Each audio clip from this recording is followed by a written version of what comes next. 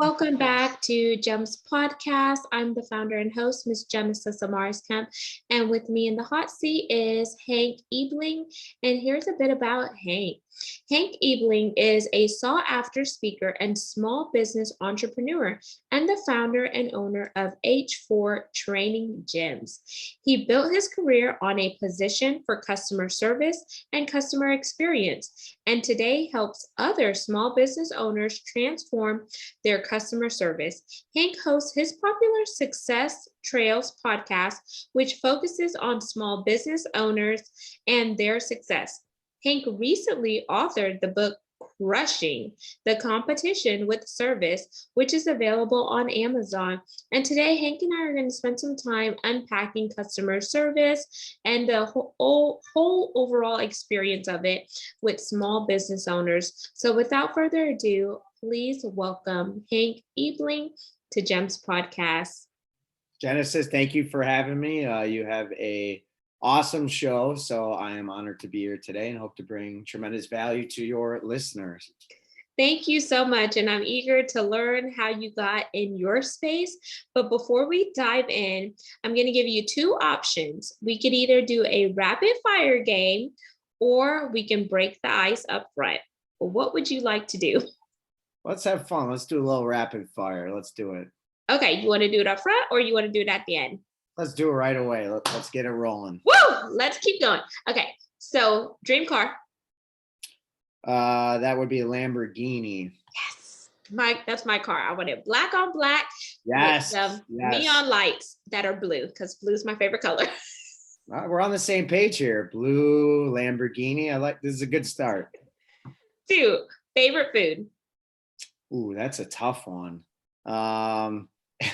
Sadly, I'm in fitness and it's not healthy, but chocolate chip cookies. Ooh, okay. Do you like Chips Ahoy or what type of chocolate chip? No, it's got to be homemade, like somebody making it, bakery, definitely not store-bought package. So it's got to be a really quality one. Okay. If you could go anywhere in the world and money was no option, but you may not make it back home, where would that be? I guess it would have to be somewhere extremely beautiful. Then it'd probably be somewhere in Europe, maybe Greece, Italy. If I could make it back, it would be Egypt because I'd love to see the pyramids and all of that. But I would not want to be stuck there, not necessarily the safest place. But so I guess we'll say maybe Greece, Italy, somewhere like that. If you could go back in time and give your younger self some advice, what would it be? I think just continuously learn, even though I feel like I've done that. Like, just don't stop though. Keep learning. Keep looking for new ways to better yourself. Invest even more, even when you think you don't have the money for it. Just invest in your own self, because that's how you push forward. Nice. 5, if money was no option, what would you buy? I think I would I think it would be pretty sweet to have your own private jet, just to go wherever you want. And you want to go on a trip, you're going. You don't have to worry about going through the airport and doing all that. You take your family, take your friends. So I think it would be a jet. Ooh, I dig it. 6, if you could have any superpower, what would it be? Someone asked this before, and it's like a toss-up. The ability to fly, essentially go anywhere you want, would be great. But I think to be able to read someone's mind in the real world would be unbeatable. If you knew the person across from you, what they were thinking, whether it's relationships, business, you could master everything knowing what people are thinking. So I'd have to say be able to read people's minds. Okay. 7, if you could sit down with any person, living or dead, who would that be? I would have to go with current entrepreneur, and that'd be Elon Musk. I think he's extremely fascinating guy, from a business owner to somebody who's into space. He's brilliant in so many areas. I just think he'd be extremely fascinating to talk about numerous things with. You know what? I actually want to challenge you, because you are a podcaster just like I am. you should try to find out who books him on podcasts and reach out to him because you have nothing to lose. They're either going to say yes or they're going to say no. There you go. Let's do it. All right. It's going down in the notes. 8. Okay.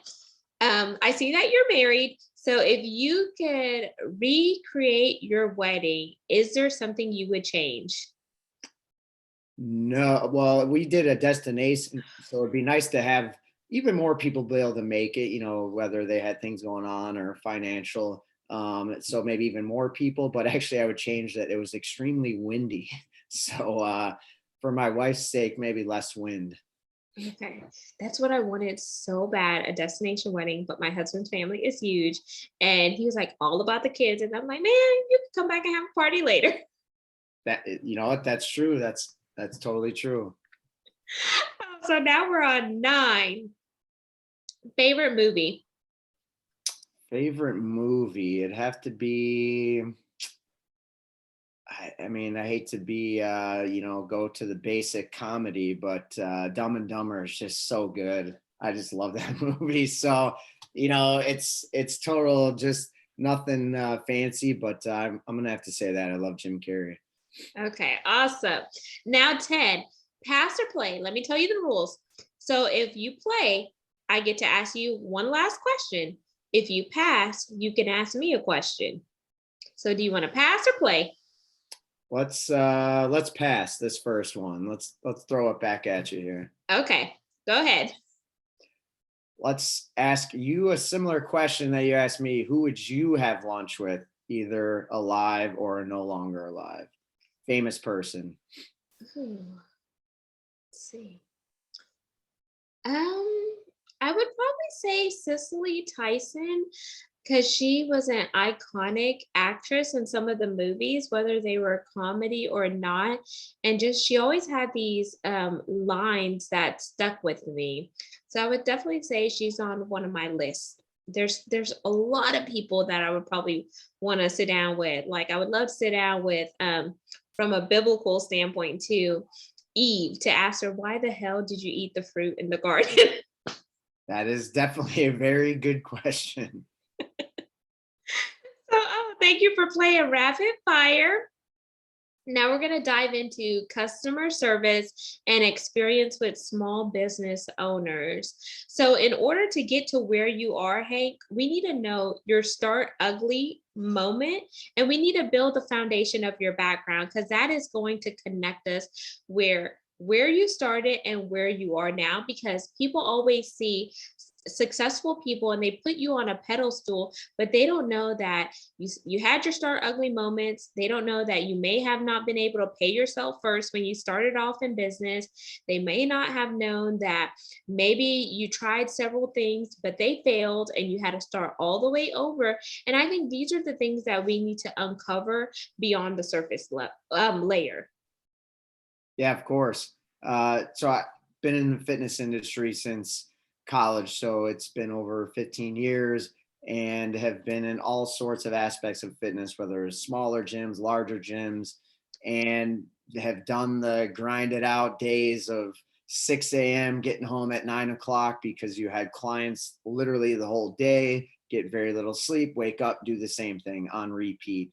And then you get to the point where you open your own business, and for the first 6 months, you don't pay yourself. You have no employees, so you literally do every single thing. You wear every hat. I always tell the story of early on, having nobody and just doing everything on a Saturday, starting to vacuum my gym at the end of a long day and literally dropping the vacuum, like halfway through dropping it, saying, I need to go home because I will literally pass out on this floor in about 2 minutes if I don't. So literally just dropped the vacuum, didn't even put it away, drove home, walked in, out cold. So come back to the gym the next day, the vacuum still plugged in the middle of the gym. So I always like to share that story and that, hey, it's a grind and it's tough early when you're a business owner. So, those early stages, you just got to push forward knowing that you're going to have success, you're going to grow and go from there. So, what pushed you, Hank, to get into the fitness industry? Is there anyone in your family that's in the fitness industry, or did you always know that it was going to be an area that you dived into? Yeah, nobody in the fitness industry.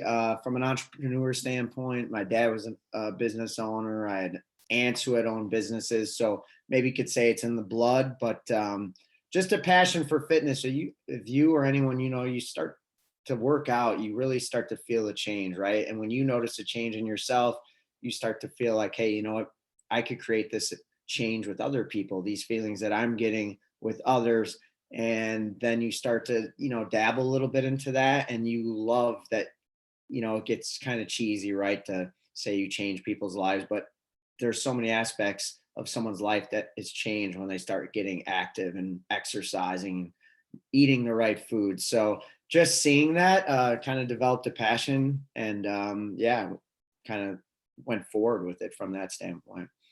And I would also say that not only do you change, but you help transform people's lives by the way that they think, by the way that they connect with themselves holistically, mind, body, and soul.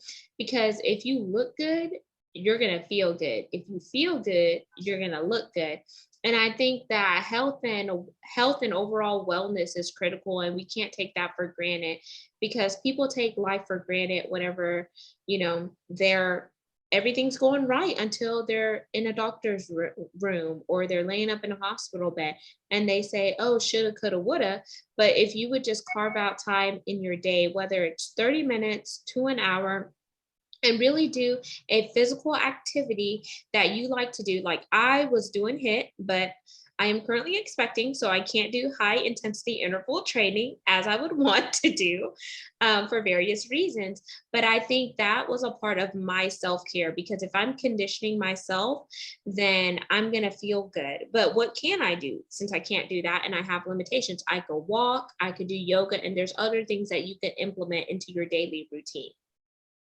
Yeah, of course. And we all know last couple of years with that bad word that was going around being spread, lots of people need the mental escape. They need the benefits of it from a physical standpoint, from a immunity standpoint. So yeah, everybody needs some aspect of fitness in their life.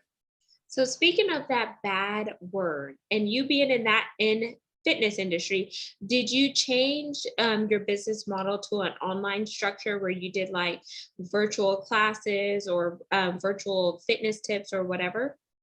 So yeah, when we were, it was mandated to close, and I think it was what, about 2 months or so by us. We did switch online because we wanted to make sure we provided value of some sort to our clients to help them along their fitness journey. But once we were able to get back in person, our clients, hey, we did a good job with it, but they wanted to be in person, right? They wanted that human touch point. They wanted that interaction. So we did do that, but once things got a little bit better and we could go in person, we quickly transitioned back because that's just what our clients wanted. So And I like how you said that's what your clients wanted and not what you and your team wanted from a business and monetary standpoint. And that feeds into the overall customer service and customer experience. So I'm going to ask you, when you think about you being in the fitness space and you think about H4 training gyms, what sets you apart versus your competitors? yeah, I think it's, what we do is we do small group training, and we say it's small group training with a one-on-one feel. So it's based off a service, which is let's keep not this big boot camp, 50 people stuffed in a room, no one can pay attention to. We want this dynamic to be very individualized, right? We want, hey, Genesis, for you to feel like you're the only person in the room, even if it's you and three others. And that's the way our coaches move. That's the way they interact with you, the way they position themselves by the clients to make that feeling of, what, you're the special person within this workout. It doesn't matter if there's two, three, four others. So I think it's just the way that we make people feel, even in that small group environment. And then with the group size, how many people are in a group that primarily? So for us, no more than eight. And when we do 5 to 8 clients, there's two coaches. So we never let a 4-to-1 ratio get exceeded. So that way we can still keep it very personalized and give you that attention that you want. And then one of the other questions I had early on is why the name H4 Training Gyms? Yeah. So first name, Hank, Henry, real name, H, and I'm the fourth, H4. Simple, nothing fancy. Clients think it's some sort of fitness acronym or meaning, but no, it's just a way to, in business, they'll tell you don't necessarily name a business after you, because if you go to sell it someday, you're no longer involved. Now, of course, if you're like a fashion brand or something, but for most other businesses, so it was a way to name the business after myself without naming it after myself. Oh, okay. Thanks for sharing that because I wasn't Yeah. sure if it was tied to anything fitness related. And your business has grown. You have a few gyms. Is it four, right? Four gyms? Two gyms, two Two. locations. Yep. Okay, two locations. So H4 Training Gyms. You really drive customer service and the overall experience. Are the gyms like drop in or pay as you go, or what are some of the pay structures like? Because I think that's also a part of the customer experience because then you can meet people where they're at based on their budget.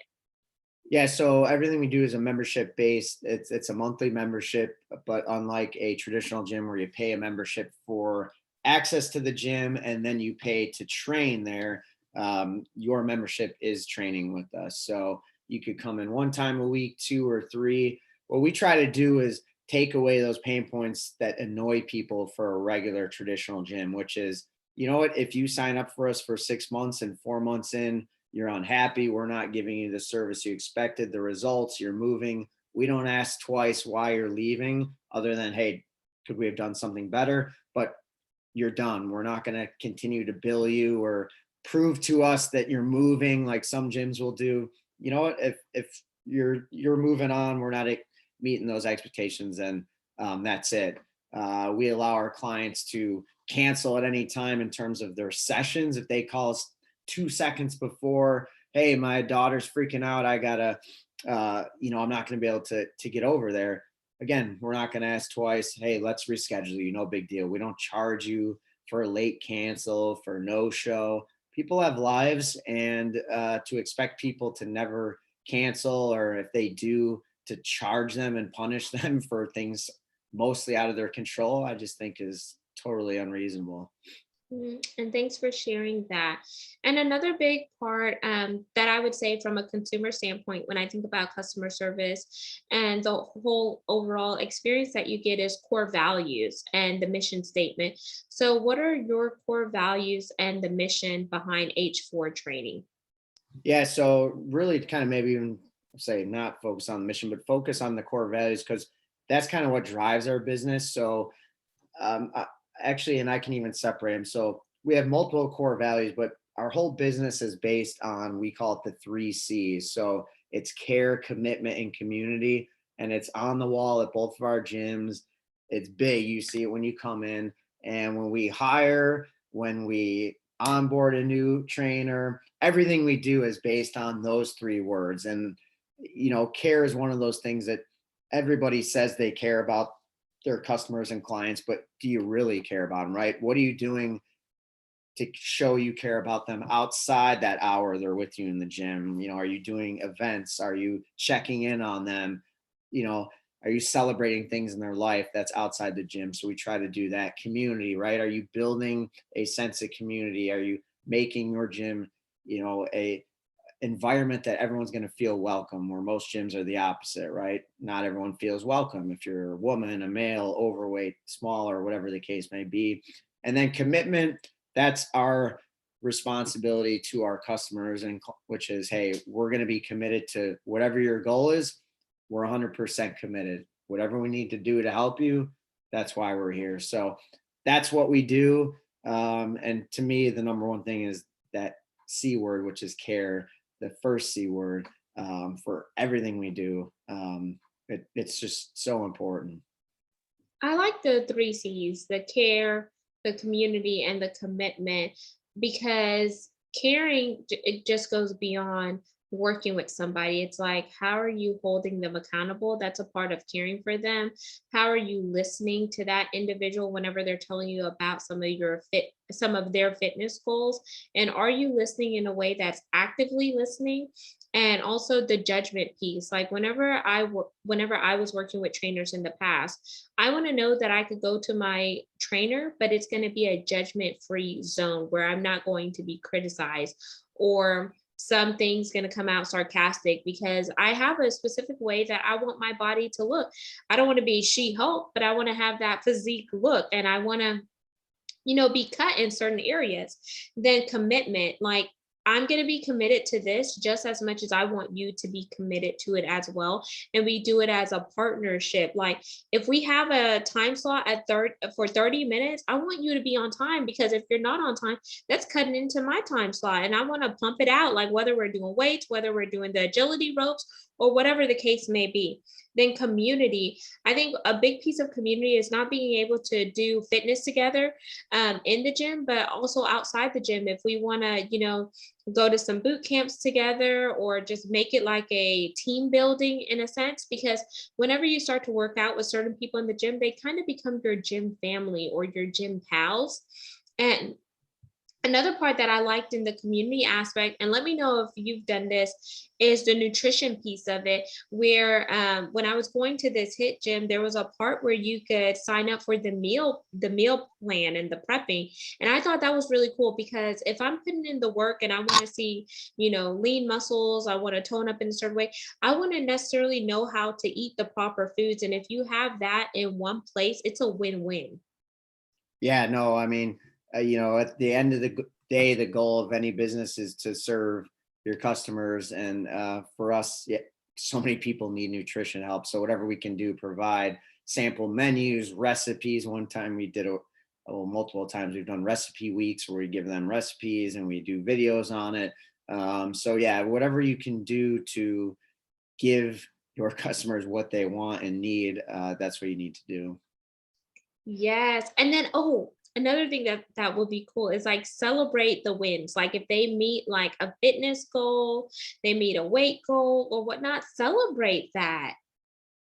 Yeah, and I mean, we just had a woman run Boston Marathon, and so we made sure we sent her a card. So when she got home, just saying, "Hey, congrats, great accomplishment," and then it was just our team signing it. So something simple, but hey, just to let them know that hey, we're cheering you on, and that's a big achievement. So we want to let you know that we're paying attention and here for you.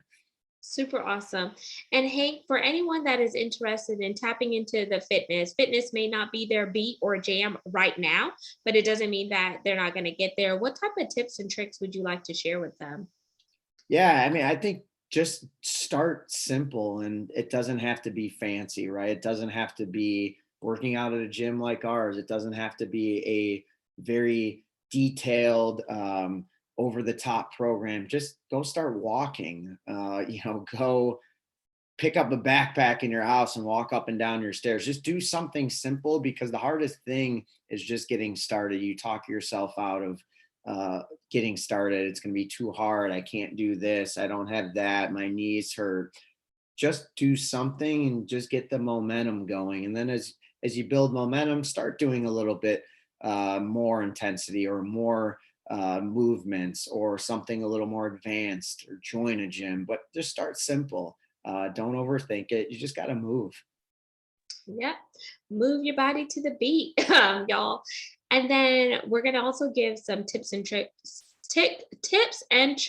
to those small business owners for customer service and experience. So I want you to give them 3 tips that they could be mindful of whenever they're building out their overall customer service and they're looking at the experience that their customer is getting.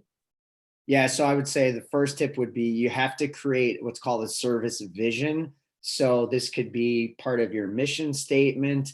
It could be part of your even core values if you want, or it could be a standalone statement, a couple words. Like in our case, you would consider our care, commitment, community, that service vision. This just kind of essentially it's what would your customers think of when they think of your business and the service they're providing or the experience they're providing them. So it could be a simple one little sentence, as I said, a couple words, but it shouldn't be a paragraph. It shouldn't be an essay. It's just got to be something very simple, short, easy to teach your team. And it has to be something that just makes total sense, right? It's not overcomplicated. So like ours, care, commitment, community. So that would be the first tip. Second tip would be you'll never grow your business and have an amazing reputation for service if you don't hire the right people and then onboard them properly when it comes to customer service. That's probably where most small business owners fail, is they hire somebody and then they just throw them into the wilderness, or they give them a binder and say, read it and then do this, or they talk so much about the technical side of the job. Here, this is how you train someone. This is how you cut someone's hair. This is how you take an order.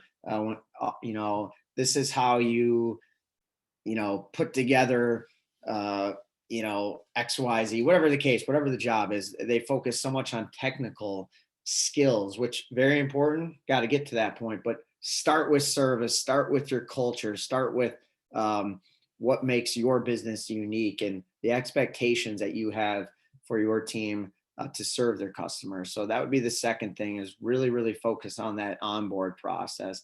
And the third would be, you want the simplest way to level up your customer service. It's so basic that if you're listening, you're like, what? Like, how is that a strategic tip? Which would just be more responsive. You would be amazed. And all of you listening, think about how many times you've emailed, texted, called, maybe DM'd a business on social, asking for a quote, asking for rates, asking if they can service something, or just trying to get a hold of a business, right? And how many times have you heard crickets, or it took multiple days and you get so frustrated and you take that for granted? Well, of course, everybody's going to be responsive, right? Like, why wouldn't you? Someone's a customer, they're going to call you or message you, but they don't. And so many businesses drop the ball on that you just simply be responsive and you immediately shoot past these other businesses, because I guarantee you 80% of the businesses in your local area are totally failing in this area. And you'd be amazed that people are just blown away that you were responsive. Hey, I appreciate you calling me with such speed, and you're like, all right, I didn't even start talking about my business or the value. You're already excited because I called you back. So that would be the biggest takeaway. It's so simple, but if you're not really good, if you're honest with yourself, I could probably get better at that. Just start there, and that'll vastly improve your level of customer service. Those are three amazing tips that anyone could use, whether you're a small business owner or maybe you are working in corporate America. I think it will help you level up in your area. So let's wrap up, and I want you, Hank, to leave them with your call to action for this segment.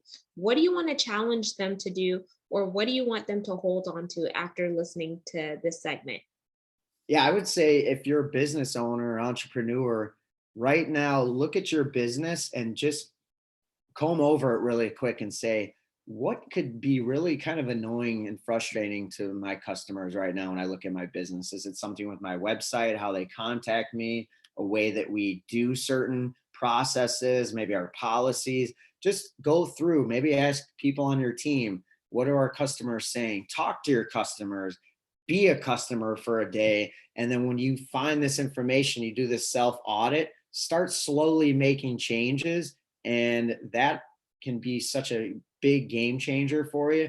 You get caught up in the weeds and you don't think about what potentially could be annoying people within your business.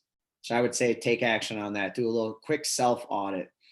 Absolutely. And after you do that self audit, make sure you're listening to feedback. I say feedback is a gift. You take what applies to you and build upon it. And what does not apply, thank the person that they cared enough to even give you the feedback, and just put it in your keepsake drawer, because if it pops up, and you never know when you could use it. And now, Hank, plug your website and where you primarily hang out on social media.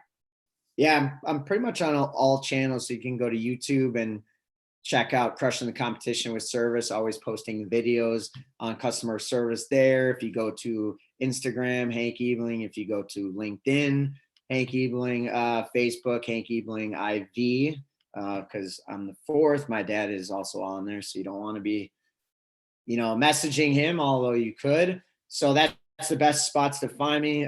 You mentioned checking out the book, Crushing the Competition with Service, on Amazon. And if you want to check out our gym, h4-training.com. And there you have it, listeners and viewers. You just heard Hank Ebeling. All of his contact information will be in the show notes, so you can definitely tap in with him. Make sure you share and subscribe to this segment. We're on 40 plus platforms, and connect with us on YouTube at Gems with Genesis Amaris Kemp. And lastly, but not least, we are looking for brand sponsors to continue the mission of GEMS podcast, which is to educate, inspire, and motivate while we bridge the gap for diversity, equity, inclusion, and belonging. Because it takes all of us to create synergies and make this world a better place. Until next time, peace, love, and lots of blessings. I continually challenge you to tap into your fitness, because what good is having wealth if you don't have optimal fitness and health to enjoy it?